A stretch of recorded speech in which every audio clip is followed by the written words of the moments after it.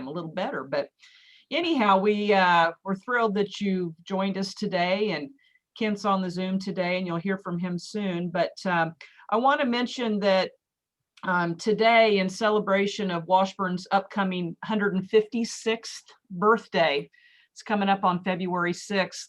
Today is Washburn's annual Day of Giving. And this is the 4th year we've promoted a Washburn Day of Giving, and each year our participation in dollars have increased. And Washburn faculty, staff, and students have 30 projects representing all areas of the university and Washburn Tech.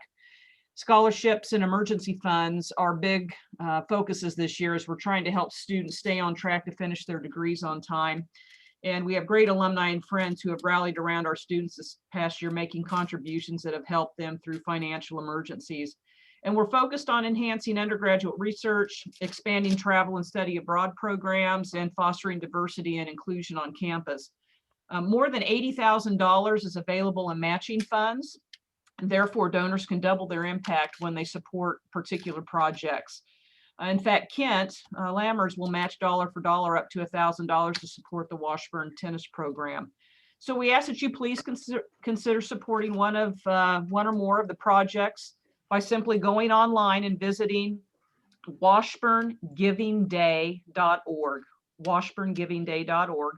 You know, we have a strong culture of philanthropy here on our campus, not only today, but historically. And it's a great day for everyone to come together and celebrate Washburn as the university turns 156 years old this week. So we got some nice press coverage on the news this morning about our Day of Giving. And so we'll keep you posted, but please consider going out and checking out the projects and supporting our endeavors. I'm going to turn things over to Dr. Farley to make a few brief remarks, and then we'll turn it over to David Sollers, our Dean of our School of Business. We co-sponsor the Wake Up with Washburn Breakfast Lecture Series with the School of Business. And then David will introduce our speakers. So Dr. Farley, take it away. Okay, thanks, Susie. Hello, everyone. We're delighted that you would take time to be with us today. Now, you said you like this start time, Susie. I think you'll have to change this from Washburn Wake Up with Washburn Breakfast. It's gonna have to be brunch. And I'm waiting for the food to be delivered here to the office. Maybe you overlook that again. So we'll work on that. But welcome, everyone. We're delighted you could be here with us, Kent. Particularly, we're excited to see you today. Every time we get to see people that we don't very often, and particularly this year, it's such a special occasion that, you know, we've survived another threshold of some kind. And it's been really tough to do, quite frankly, because all of our students are impacted and all the faculty and staff are impacted, because this is in addition to all of the alumni that are out here. We want to continue people's involvement with the university and want you to continue to be a supporter. And we love to brag on all of our alumni and particularly those that have joined us in past years on this Wake Up with Washburn. Things have been moving along pretty well. As you know, if you had asked me last year at this time, what would we be doing? We wouldn't have had a clue of what has happened. But once we had the spring break, we had extended it a week. And so we had 2 weeks spring break. The faculty members jumped right in with this and came up with ways that we can continue to make progress for students, so they will have the courses that they need and that they will have the opportunity to graduate. Unfortunately, we didn't have graduation ceremonies last spring or this past fall. We're working on something for this spring, but the faculty just jumped in and really did a great job. When summer came last summer, faculty again jumped together and refined everything that we were doing, and our plan was that we were going to be opening, excuse me, on the normal time in the summer in August, which we did. And we went all the way through the fall semester until Thanksgiving. At Thanksgiving, instead of sending the students home, we asked them to and then have them come back. We asked them to go home and then stay there for another week or 10 days. So they didn't bring anything back to us for a week or 10 days. But it was a good fall. Students are still, I think they enjoy the fact that all of us have pulled together to try to do something for them. They prefer face-to-face, don't we all? But they also know that we and our alumni and our faculty and everyone has been really working hard to make it a good experience for them. We were going to start spring semester the Tuesday after King holiday, about 2 weeks before that semester started. All of the health numbers in Topeka and Shawnee County went off the chart bad.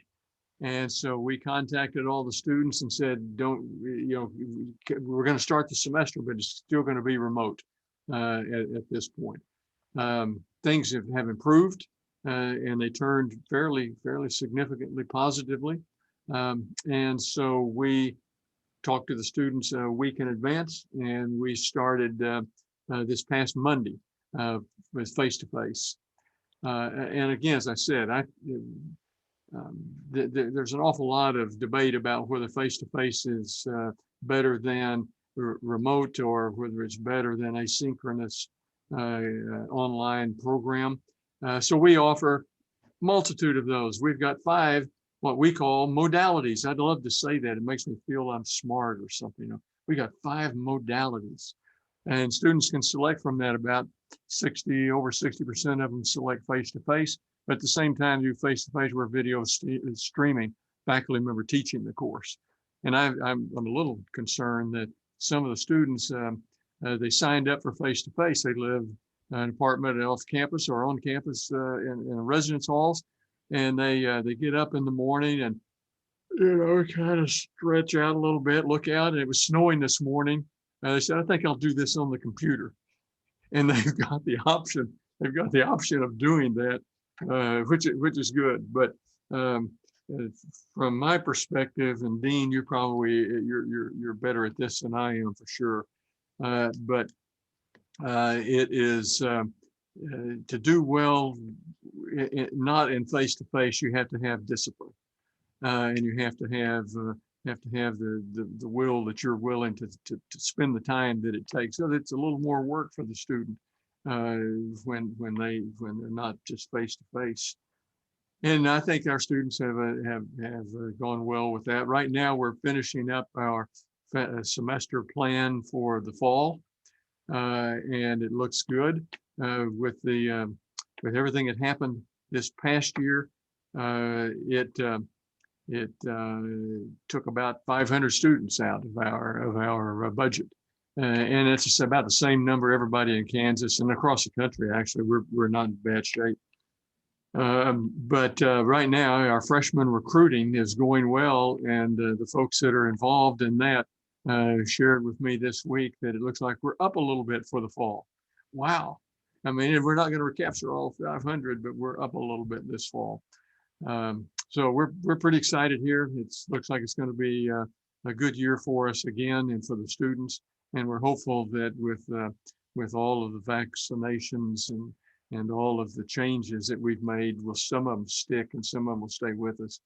And got to get everybody used to wearing this mask almost everywhere.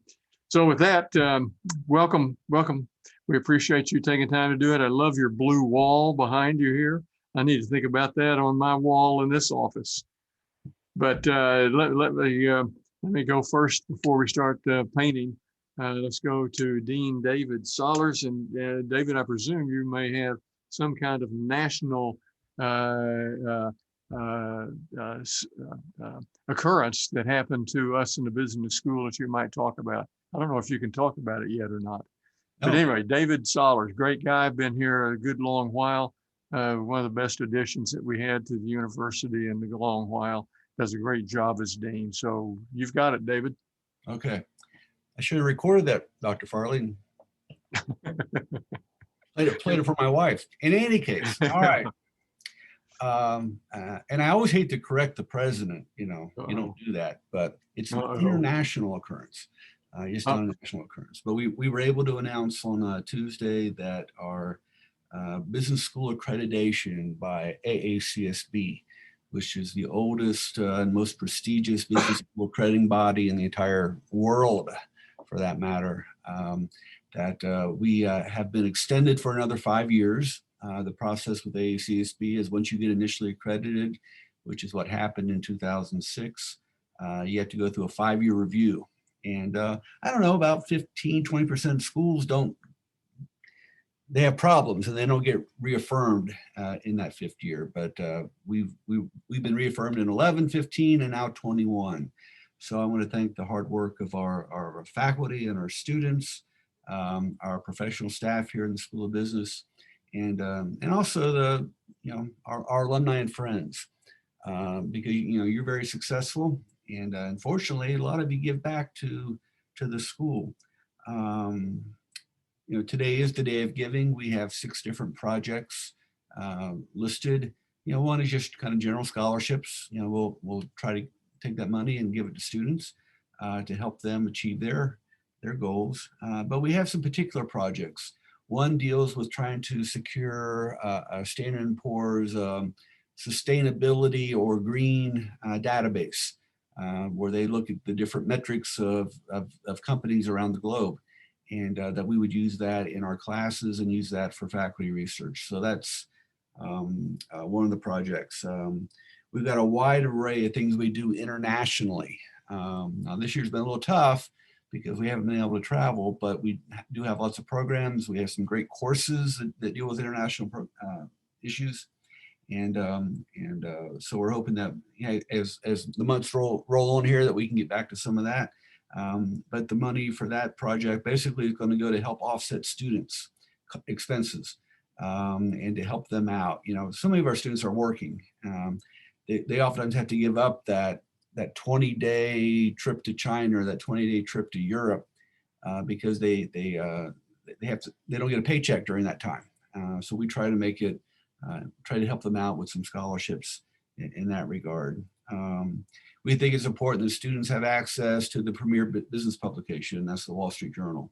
And we have a campus subscription that we work with the library, the Washburn Library is on, but it's an expensive proposition, and we want to make it available to all our students for free. We do something kind of cool now in the last year and a half. Students in our, I think it's BU 342, or it's the Principles of Management course that all our juniors take in the business program. They are now earning a ethical leadership certification in that course. So they have to do some extra work, and they have to work through that process. And again, there's some expense there for students, and we're trying to make it less expensive for the students to be able to do that. And then last but not least, there's what's called the Dean's Fund for Excellence. And basically that's the fund that when someone walks through that door over there and says, "Dean, I want to do this," I can always say yes. Now, every once in a while I have to say no, but usually I'm able to say yes. Why am I able to say yes? Because of what you've done for us. The student group walks in the door and they want to go visit alumni in Chicago to learn more about marketing, let's say. I'll help them out. We'll go 50-50 or something like that. And sometimes people walk in the door expecting a no, and I get to say yes, and then they have to go do the job. So in any case, many of these are matched. We have some great alumni who are matching, up to $1,000, up to $2,500. So what does that mean? Your $20 donation is $40. Your $1,000 donation is $2,000. So I hope that you all will go to I'm sure you've been bombarded with Washburn Day of Giving stuff. If you need some help, let me know. I'll help you today, and we'll make that happen. But we're very pleased with all of our projects, and want to be successful today. So, all right, with that, Kent Lammers is a Topeka native. He graduated from Topeka High and came to Washburn to play tennis. Apparently lots of things happened on the tennis cargo van that we're not allowed to talk about. Anyway, he was captain and was MVP his senior season. He graduated from Washburn with a BBA in finance. And 36 years ago, he started as a county manager for MC Industries, working his way up to corporate controller, chief financial officer, executive vice president. 2008, when MC became Polo Custom Products, Kent became president CEO. And has had great success there at Polo. What's really cool is when you go visit Kent, you realize how many Washburn employees work there. And many of them younger folks that I've gotten to know over the years. I think it's great that Kent really believes in what we do. He loves tennis. He was president, CEO, and part owner of Wood Valley Racket Club and Fitness Center from 96 to 2008. Actually turned a profit, which is hard to do in that business, I understand. He's past president of the Topeka Tennis Association and founder of the Topeka Tennis Hall of Fame that honors the coaches and players and donors who've made tennis such a great opportunity here in Shawnee County. He supports the tennis program, as you heard. He's matching today on the tennis program. He's also on the School of Business Dean's Advisory Council. He's a Washburn Alumni Association and Foundation trustee as well. So not only does he support the school monetarily, but with his time and his talent.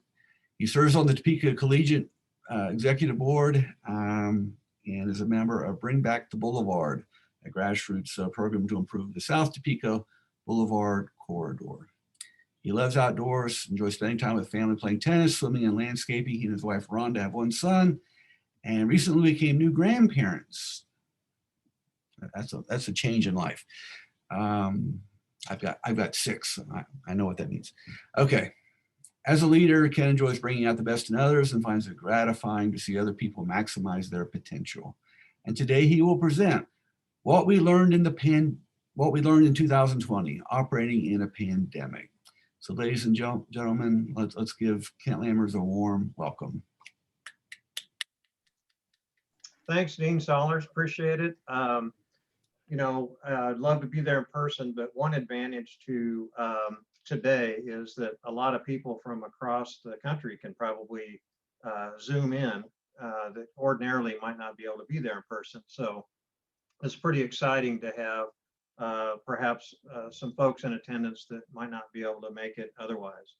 So I want to thank Dr. Farley, Dean Sollers, and obviously Susie Hoffman for reaching out to me. It's an honor to be able to speak with this group on the Giving Day, a special day, and also the celebration of Washburn's birthday. As mentioned, Washburn is very meaningful to me in my college days and continues to be very meaningful to me. I wanted to announce not only am I supporting the tennis program, but I also want to pledge $1,000 to the School of Business today as well. So we'll make that happen.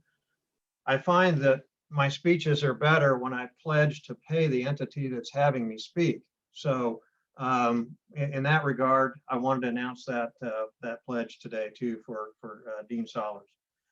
My goal today in thinking about what to speak about related to the pandemic and what we learned is something that I recently learned from a friend named David Patrick, who we worked with in a marketing consultation role here at Polo.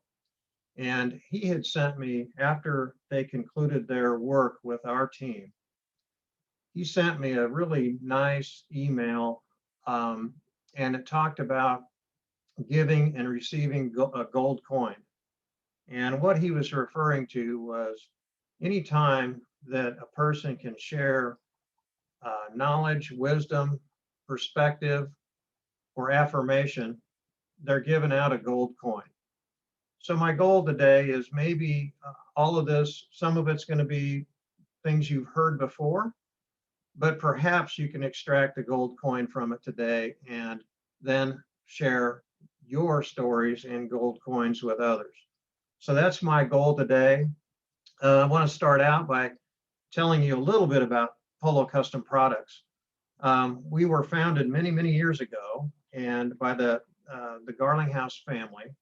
Our chairman, Kent Garlinghouse, who I believe is on the call, his father bought into this company years ago, over 60 years ago, and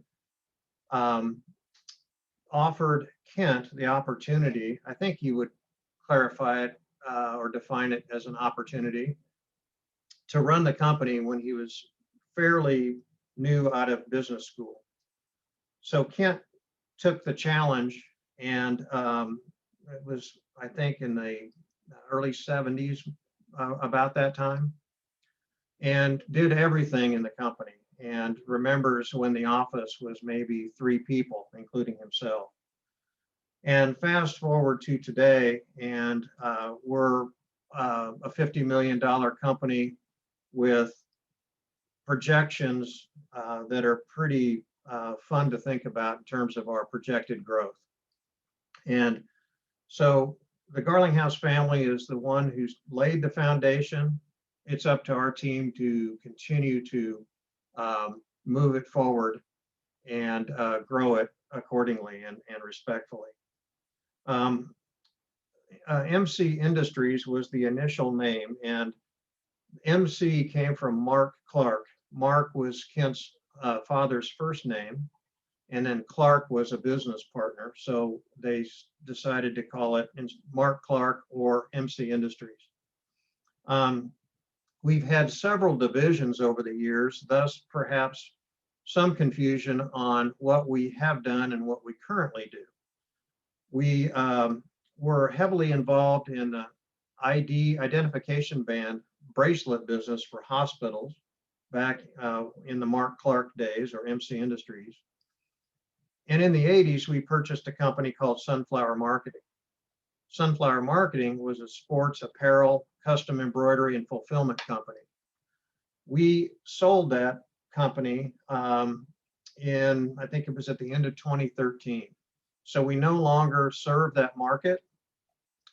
The market we continue to serve is Polo Custom Products. Polo used to be a division. That's why we retained that name.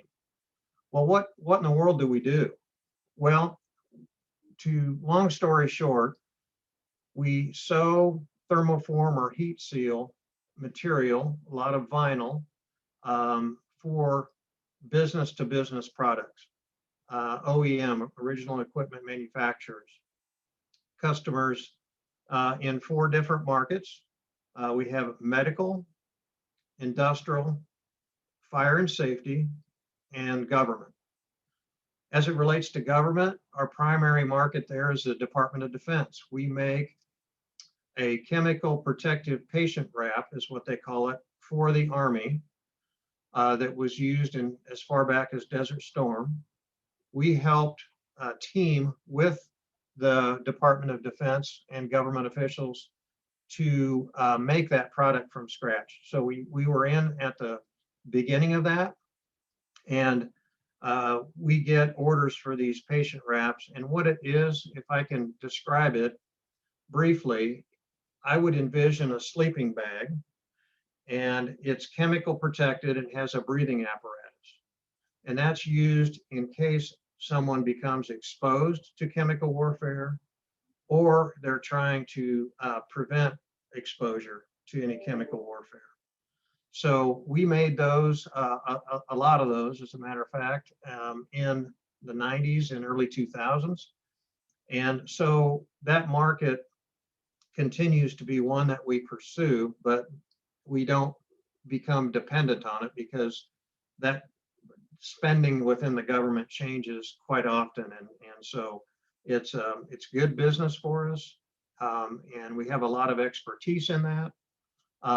But we'll take it when it comes about, and some of that's unpredictable.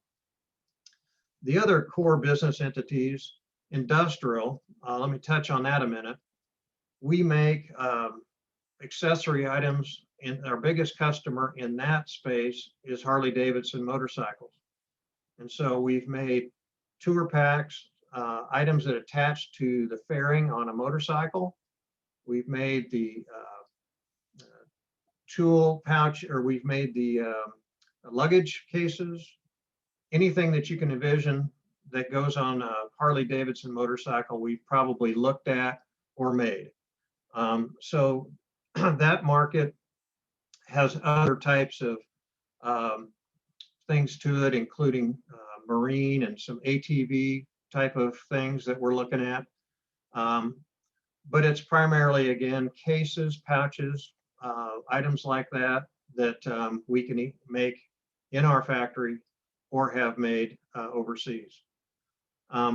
The other core business is the medical. We've gotten back into the medical market. And the medical market primarily is one of collection bags of some sort.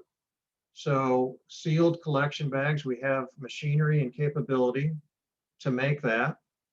We're now on the cusp of partnering with a large company to do a vest that has electrodes, is probably my best description, for defibrillator detection and heart monitoring. So we see a lot of rapid growth right now in the medical arena, and so that's a market we're real excited about. The other one is fire and safety, and customers in that space primarily need, with SCBA equipment for firefighters, mining equipment, there's lots of attachments. There's a lot of harnesses, things like that, that hold the devices. We don't actually make the life-saving devices, but we'll make a lot of the apparatus part that goes with it. So those are the four primary business units. It's all custom. So we have a very, very talented engineering team. We have one facility in Monticello, Iowa, and another production facility in Louisville, Mississippi. Our corporate office is here in Topeka, Kansas. And, you know, we're kind of a hidden gem, so to speak, but that's changing now. We've got a lot of talented people, a lot, as David mentioned, from Washburn, and not only in Topeka, but some great managerial talent at each of our manufacturing locations. On average, we employ about 400 people, 30 some here in Topeka. The remaining employees are at the factory locations.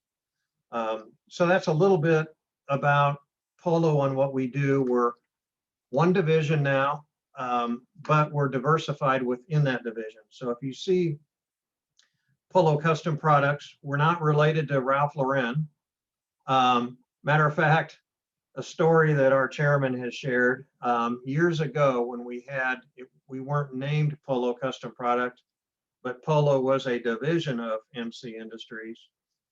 He received a letter from the Ralph Lauren company stating that we better cease and desist with the Polo name.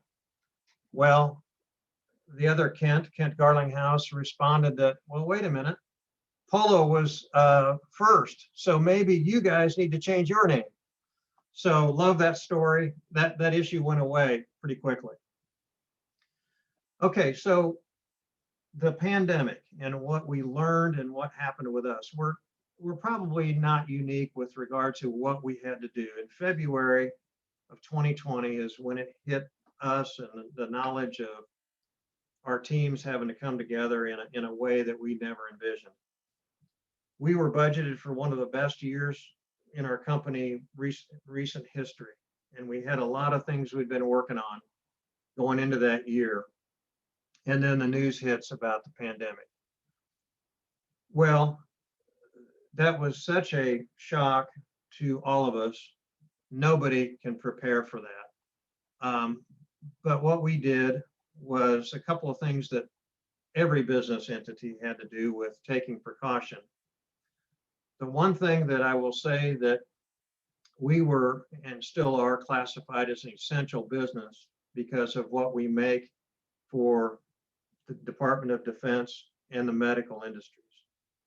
So the challenge is telling our staff that we're essential, and not have them feel like they're unsafe coming to work. Now that is a monumental task. And so we all got together, met, I would say, every single day for several months. And a huge credit goes to a lot of key players, and some of them are on the call today, that made us survive this with minimal repercussions from a health standpoint. That was our number one mission was, yes, we want to serve our customers and keep the business alive, but we don't want to do it at the expense of anyone's health. So we stayed vigilant with that mission. So a little bit about what we did, and then I want to touch about the lessons learned that I think might have more value for all of us on the call. We applied immediately for the payroll protection program. We were successful in that, and it was instrumental for us.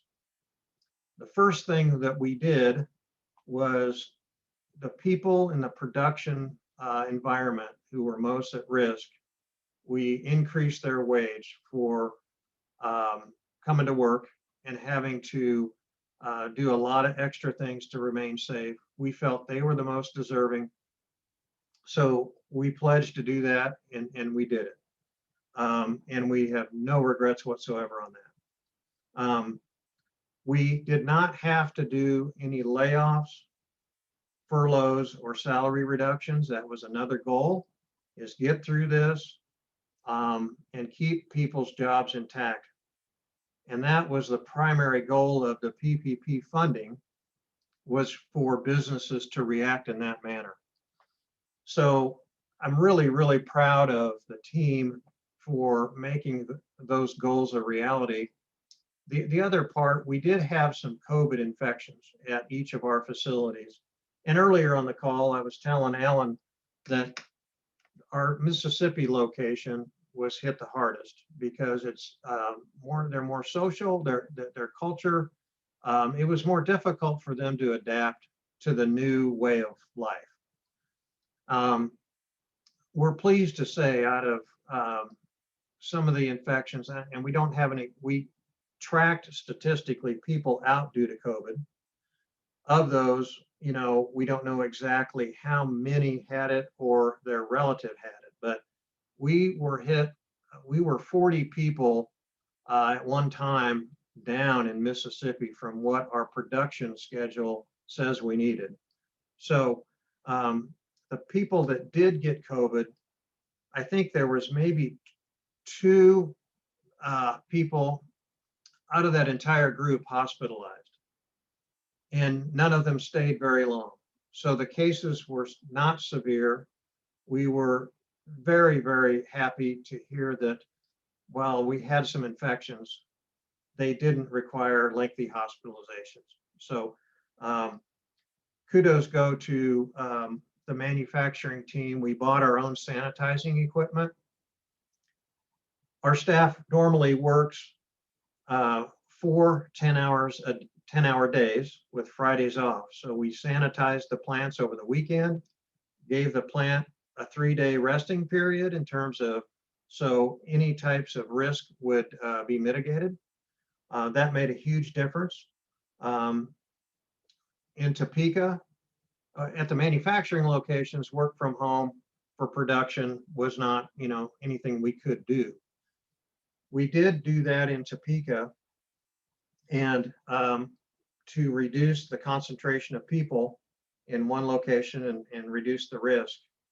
And for those of you that have talked about the work from home and how it has maybe what that looks like for your company, your teams going forward, we basically have 2 simple criteria from work from home if it's valid going forward.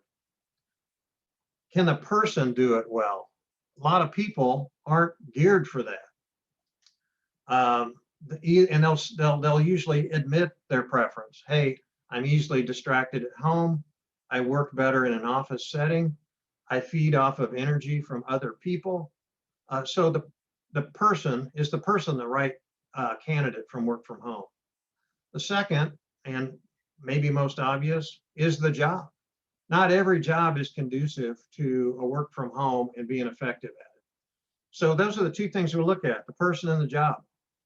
If your job is one where post-pandemic and the safety is no longer a concern, if you're looking at producing something without a lot of collaborative effort, that might lend itself better than a job where you need to interact more. And so the decisions that we make on that are basically those two criteria, and we don't try to overcomplicate that analysis. So for what it's worth, that's kind of what we adopt going forward with regard to that whole discussion, because it can become a lengthy one. Now I'd like to tell you a little bit about the lessons we learned, rather than maybe some of the physical limitations in addressing COVID from a safety standpoint, that I hope maybe you can glean some helpful information or affirm some things you're doing. First one is the power of communication. What we learned is during this whole thing, the more frequent the communication, the better for the whole entire team. Not only has to be frequent, it has to be honest and empathetic. So how do we do that? We did a series of videos from me on a fairly like a weekly basis. Hey, here's what it looks like. Here's the good, the bad, the ugly, the positive. And before we had the vaccine announced globally, that was difficult because I didn't have any great news to share, but the honesty about that is, I think, kept people really motivated, and they felt much better that, hey, we're all in this together. Now, I want to say something about communication and share kind of a anecdote about the communication. Naturally, I'm going to make the guys a little mad today that are on the call. Typically, women are much better at it than us guys.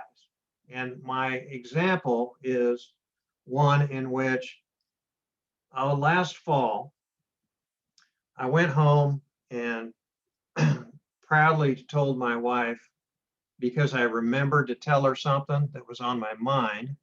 I said, so-and-so had their baby yesterday. And so I was so proud that I remembered to tell my wife that I remembered that event. But she says, oh, that's fantastic. What's the name of the baby? Gosh, I guess I don't know that. Well, what was the length and weight? Oh boy, I have no idea. Well, do you know if it was a boy or girl? Well, yeah, I think so. Now you turn that around, my wife would have known all of that and more. So the details and the communication were a little bit at a disadvantage. We got to work on that. So from that exercise, I thought, gosh, I can improve my communication. Yeah, I told my wife about something, but I failed on most of the details. So now I've got a cheat sheet. Whenever I share news with my wife, I've got to have a little bit more detail, length, weight, name, all those details. So the power of communication and encompassing the whole story is paramount. So that's item number one. The second thing is in just about any circumstance, and this isn't minimizing the circumstances at all. It's more dealing with the circumstances. Refuse to be a victim. Now, that's hard to do. That's really hard to do.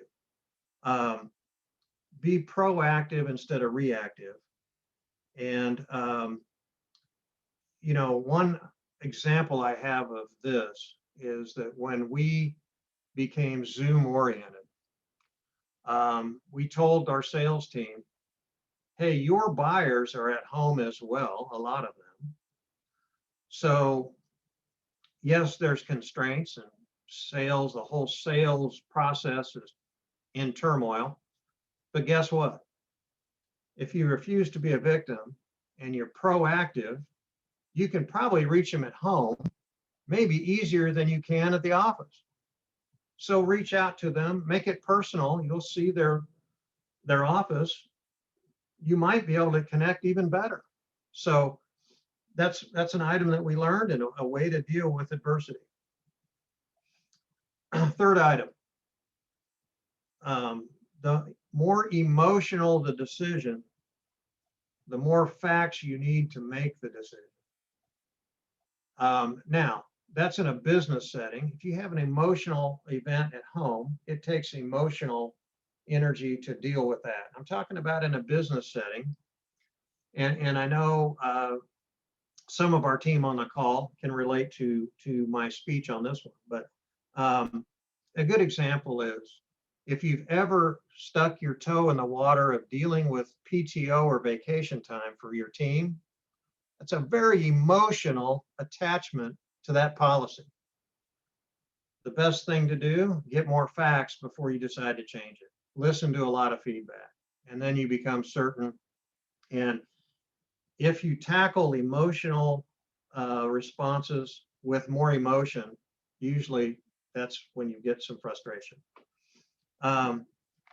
Another item we learned that just kind of affirms our culture and what we believe in. The more diverse the thinking, the better the outcome of the decision. Polo, when the events took place around the summer and the upheaval and the tension throughout the United States took place, what a tragedy for that to happen. But a lot of companies were scrambling to address equality and diversity at that time, appropriately so. The good news about our company is we valued it to begin with. We were ahead of that. So it was part of our culture statement. What we did is just reiterated it to our group. Hey, look at our culture. That we're not going to be that way. We're not going to buy into some of this tension created. We can prevent that, and we can put our best foot forward. So we tell every new hire, and we're proud of it, that we value diversity, and it leads to a better company. So the more diverse the thinking, I've never been disappointed by the outcome in that. Another area that I wanted to touch on, and I know this isn't snooze with Washburn, so I'll try to keep the pace going. Leadership, a lot of leaders are paid very well to interpret the gray area. Not everything is black and white. If everything was on or off or black and white, we could go to a pandemic manual and say, here's what you do. Or we can go to the day-to-day manual on how to run the company or the university. I don't think Dr. Farley's got a manual that says, here's how you run Washburn. It's how you interpret the gray areas that make you successful. They're there. That's why leadership is valued, because there's more gray area than black and white. It's just the way it is. Things change every day. So let me give you an example of someone not interpreting or listening to common sense on a gray area. A good friend of mine, his mother is 93 years old, lives in another city in Missouri. She recently fell and broke her hip and had to have a hip replacement. So this friend of mine lives in Topeka, went down to visit at the hospital. COVID protocol, for sure, in a hospital environment. This was fairly recent, not at the height of uncertainty with the pandemic, but by then most hospitals had procedures in place. Okay, so he goes in to visit his mother, proper protocol, temperature, sign in, all the questions, and visits his mom. Okay, this went on for a couple of days, and then she's about to get released. So he goes in the morning, visits his mom, comes back that afternoon, and with her clothes to change into because she was going to be released that day. So he asked the attendant, hey, do I need to check in again? I got my little smiley face from being okayed earlier. And she goes, oh, you can't come in. And he says, well, what do you mean?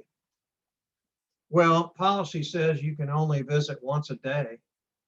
And he goes, well, my mom, you've seen me come and go. She's being discharged today. I want to give her clothes to change into to come home. Sorry, it's not allowed. Even though we've deemed you safe, you can't go in. So he walks past and says, go ahead and call security. I'll be in room 203 getting my mother. The moral of the story is, do you think the CEO of that hospital would feel good about that story? Not letting a person interpret a gray area, even though it did not represent a danger? I would think that he would say that one was okay, especially if he was still healthy and met the proper protocol. So interpret the gray areas and give the needed flexibility. Another one that we really worked hard on, and I tried to work hard on, and this was difficult. Try to eliminate negativity, doom and gloom. So another personal story without going with TMI, but Alexa is now in our master bathroom, and I listen to music in the morning instead of the national news. I read my information because then I'm not so emotionally negatively charged up to come to work. I feel it works for me. I'm not saying anything bad about any news channel at all. It just works better for me to come to work with a positive outlook on how I can influence others. I got a little bit cynical and tired of sirens going off on the COVID update every day. So I refused to be a part of it. I said, yeah, we're taking it seriously, but with my job, trying to motivate people and ensure their safety, I've got to approach this with a little different mindset. So try to eliminate doom and gloom and do what works for you to have a positive mindset. This one is one that becomes difficult for some of us too. Don't neglect the simple stuff. It's the simple stuff where you walk by something every day. It's so simple, you don't do it, and it lingers on forever. For us rookie homeowners, rookie plumbers, the phrase just jiggle the handle would have never come about if we would have taken care of the simple stuff. So in addition to some complex decision making, be sure you address the simple stuff or have someone on your team do it. If that becomes lax, then a lot of other things become lax. So pay attention to some of those things.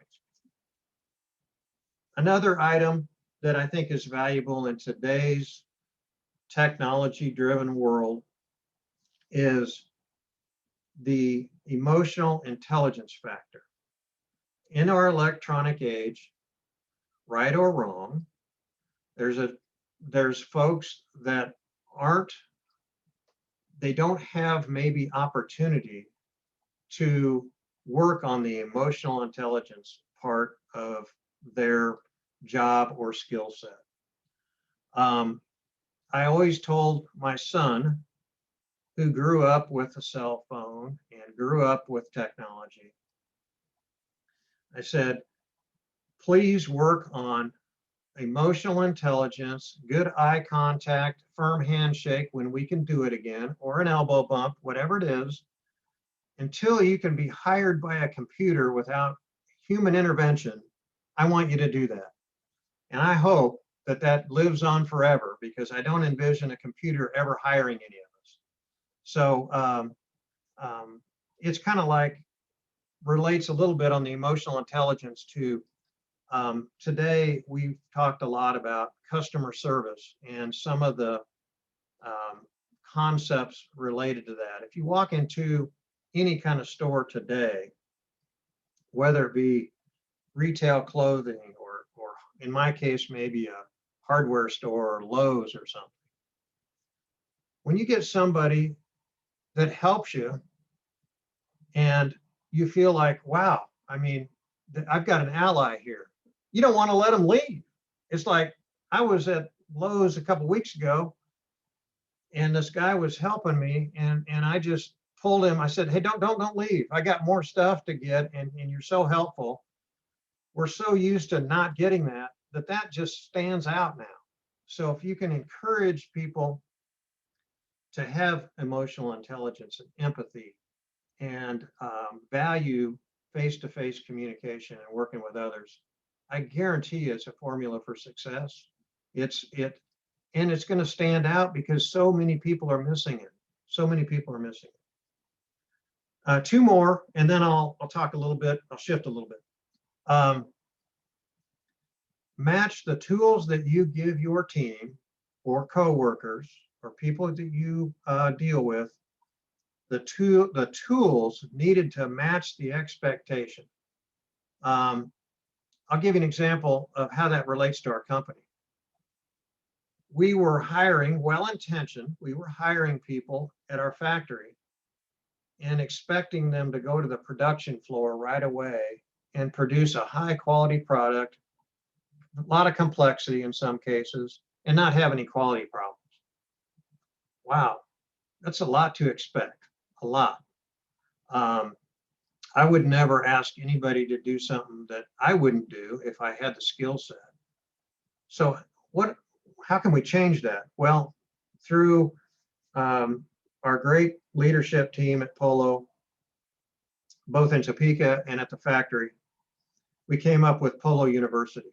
And what Polo University is, it's an orientation program for new hires. And then after you've been on the staff for a while, it's a tier program. So as you graduate through the tiers and they get a diploma and everything, we just had our first graduates this year from this, that we've been working on this program for 3 years. It gives them the tools to match the expectation that we have when they do their job on the production floor.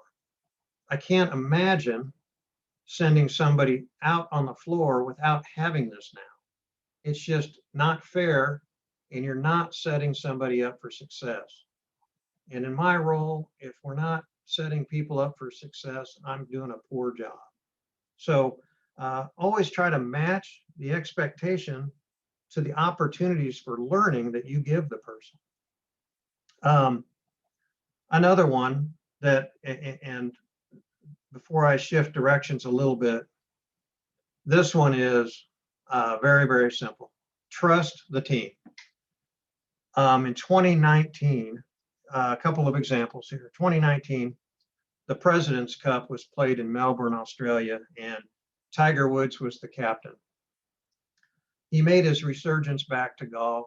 He won the Masters, and he's the captain of our team. After the first 2 days, this is a 4-day event, there's various formats for the teams to play one another. I won't go into all that, but day 3, the US team playing against the international team, we were down big time, and it looked like, hey, there's no way to come back from this. That day, day 3, Saturday, Tiger Woods, probably playing the best golf since his comeback off of a Masters championship win, sat himself out. And everybody is like, oh, he's got to be hurt. There's something wrong. What? So they interviewed him. After that day, we made that afternoon, matter of fact, Gary Woodland was on the team, a Washburn and Topeka guy. So Tiger Woods sits himself out as probably the best player in the field, especially at that time. So they interview him. Tiger, what's wrong? Is your back? Is it this? Is it this? Simple words. I trust the team. I trust the team. What happens from there is history. Day 4, we come back and win by 2 points and win the President's Cup.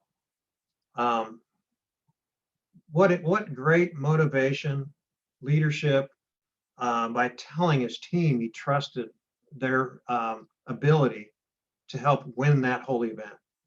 Another one more recent, the Kansas City Chiefs just win the AFC and go to the Super Bowl.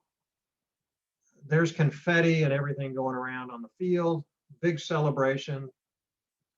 They pull Patrick Mahomes aside. He's, words can't really describe his athletic ability.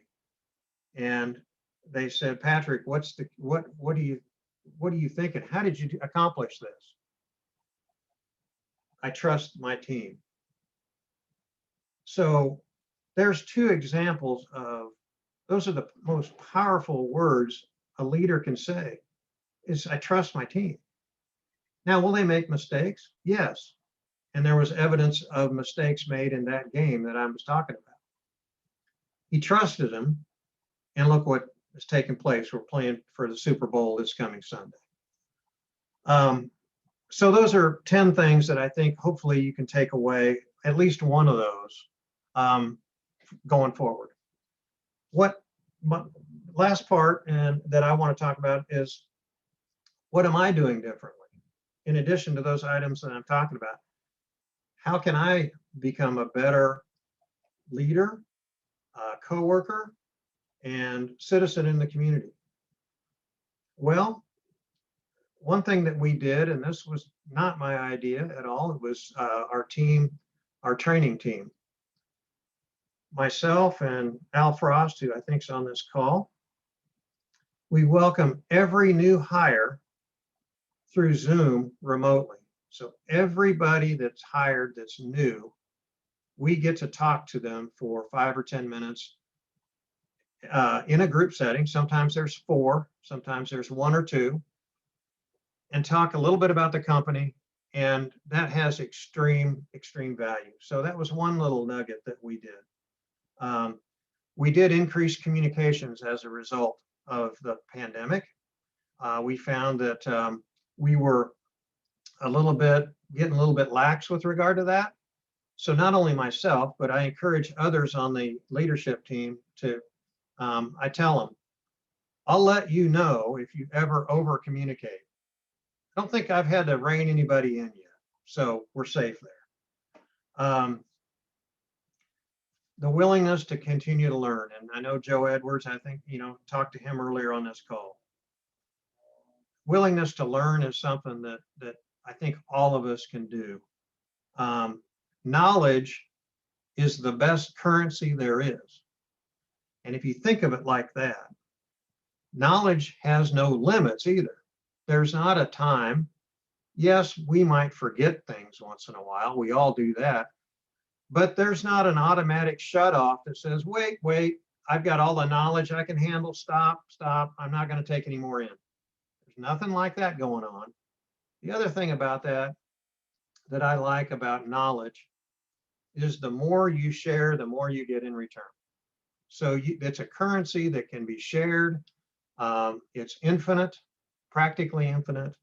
And so figure out a way to continuously learn and take in knowledge.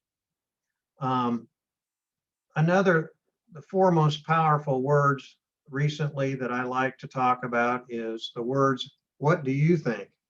Several meetings, I'm not trying to weasel out of weighing in, but a lot of times the person on your team has the answer for you.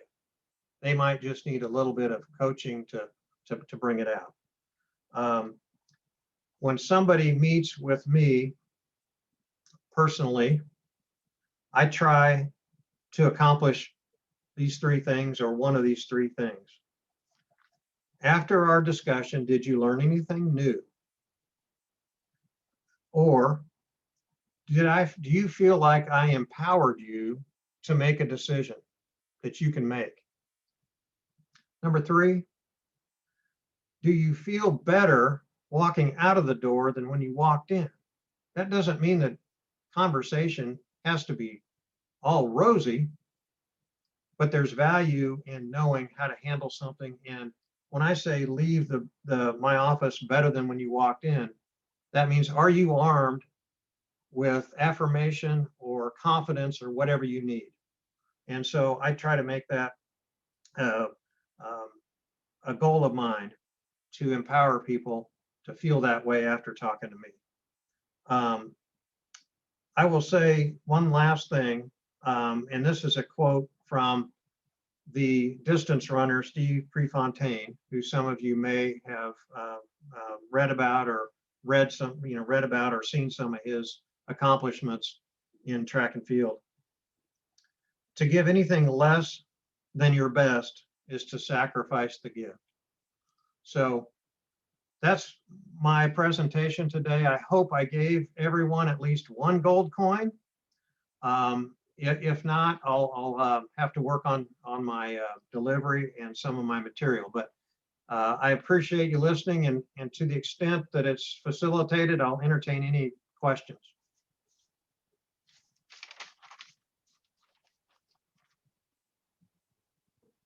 Surely someone has a question out there. Go right ahead, unmute yourself, and Ken will be happy to take some Q&A. I'll get it started. This is Jerry Farley.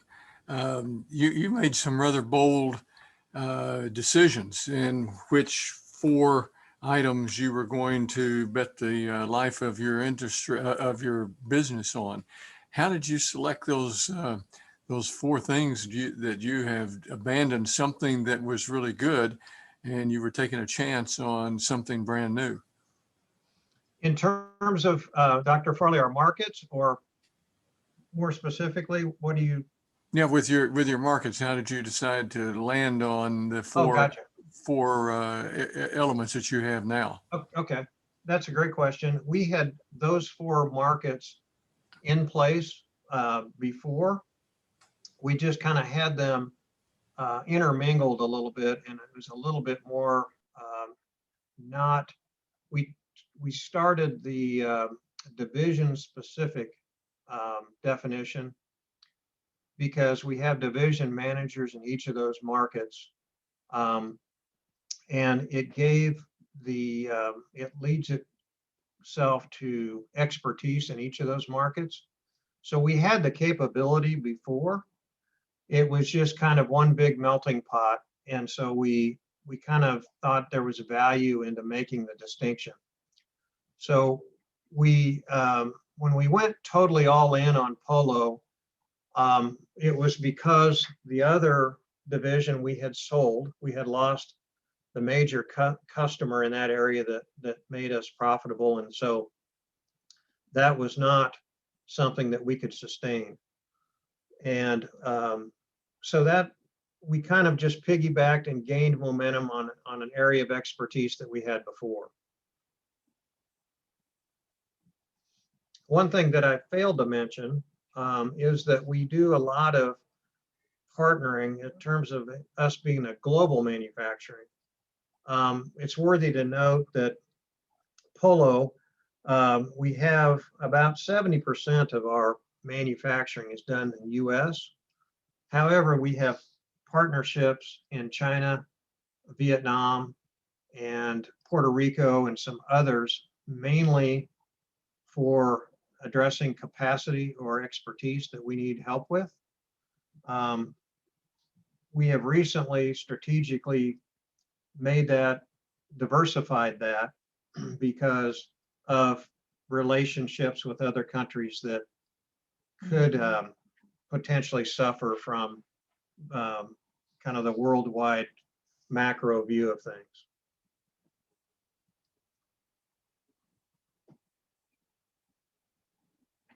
Anyone else? How are we doing on time, Susie? Yeah, we're just, there's still time for a few more questions. This is Nancy Cole. I have a question. How did you choose your manufacturing plant sites? And did you revamp a site or a distribution area already, or a plant manufacturing area already, or did you build from scratch? The great question, Nancy. The Monticello, Iowa facility, which is near Cedar Rapids on the east side of Iowa, that had been in existence early in the years of Polo. We did embark on the Mississippi location in Louisville in the early 2000s because there was a factory that had closed down there and there was sewing capacity and workers available. So that was more recent. And then the Topeka office location, when our chairman took the helm, there were other Garlinghouse interests in Topeka. And at that time, we had another factory in Belleville, Kansas, which is north of Salina. We no longer have that, but that was, you know, it was also, Topeka was kind of centrally located at the time. So, and then back when we had sunflower marketing, that production facility was in Geneva, Nebraska, which was just north of the Kansas border from the Belleville, Kansas facility. So now we're 2 locations on production, overseas help, and Topeka office team.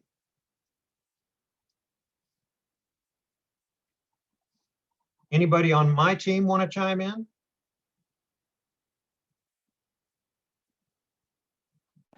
I have a Okay. question. I'm a student at Washburn, but I just want to know, were there any books that you read that like really impacted you on your move, on your ascend through the corporate world? Can you repeat that? Yeah, were there any books that you read that impacted you on your like ascend through like the corporate arena? Yeah, great question. I do read a lot. I read typically shorter articles instead of entire books, but if you haven't read Good to Great, I suggest that one. That's one that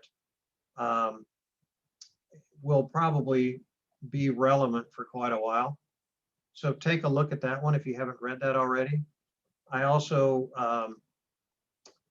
would encourage you to read lots of short articles about motivation and how to perfect and become more empathetic, as I talked about earlier, because organizations are really going to value that trait going forward in the digital era.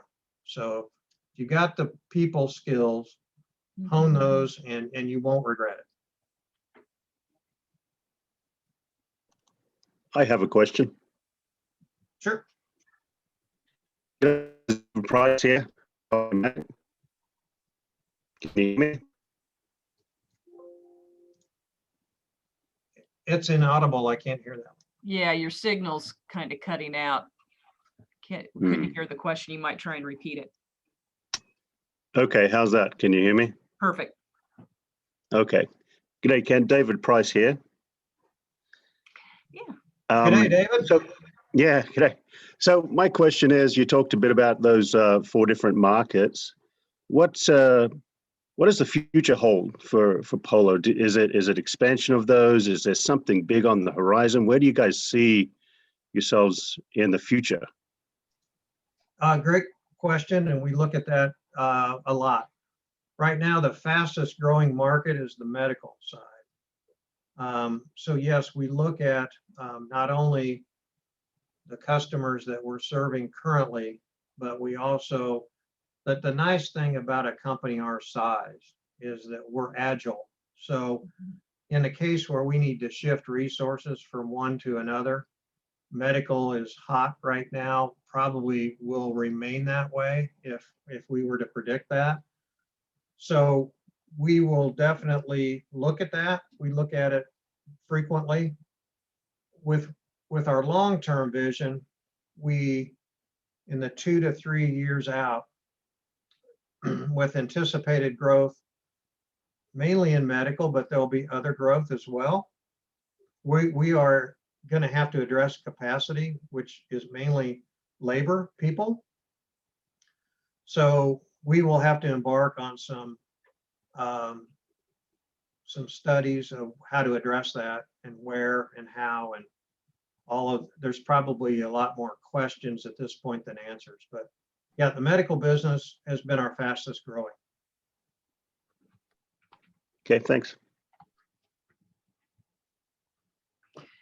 Hey, Kent, do you have like a research and design kind of, any folks that are doing work like that, or are there companies that come to you and say, hey, we need you to make, X, or are you guys, seeking out, whatever patents and designs and things like that, and then pushing those out to the market? Or Yeah, a lot of times we do. We have, we call a product development PD department. It's primarily exists in Iowa, but we also have the expertise in Mississippi now. And businesses will come to us with an idea. And one of our competitive advantages is helping them design whatever it is that they're thinking about. So we normally tie that with the follow-on capability to manufacture it for them. We have had some discussion about whether or not it makes economic sense for us to offer design services on a standalone basis. But right now it's primarily, hey, I need this product. I need a bag for a defibrillator case. Can you have your engineering team and your engineers come up with something?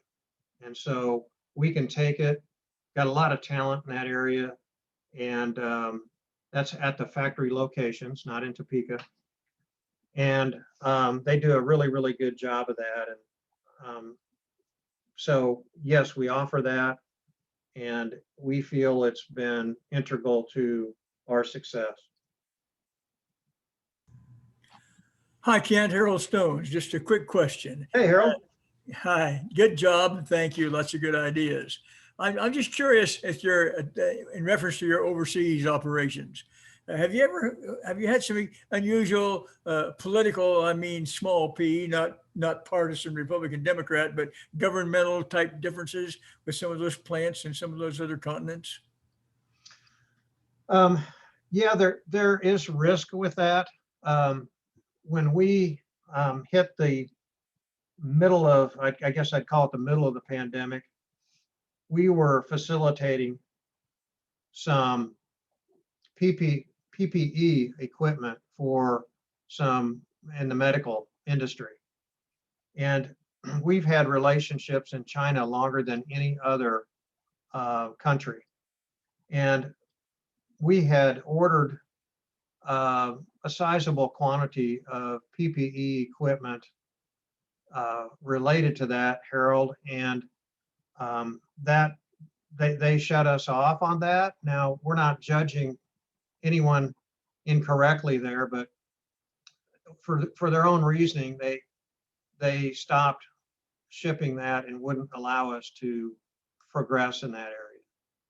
So to your point, we have to be very aware of any, geopolitical tensions or other things in those arenas.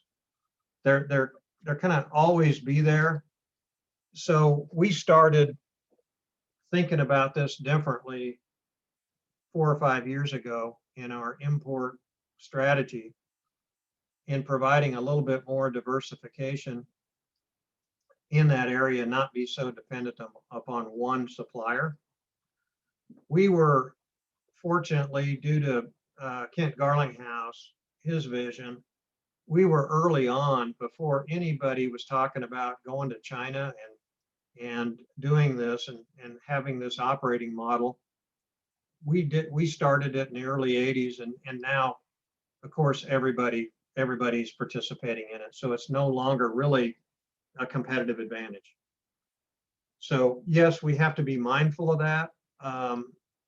There was some recent upheaval in Myanmar. That's an area that would impact us, perhaps. So, yep, it has to be our import team in Topeka manages a lot of that information and keeps a great pulse on that.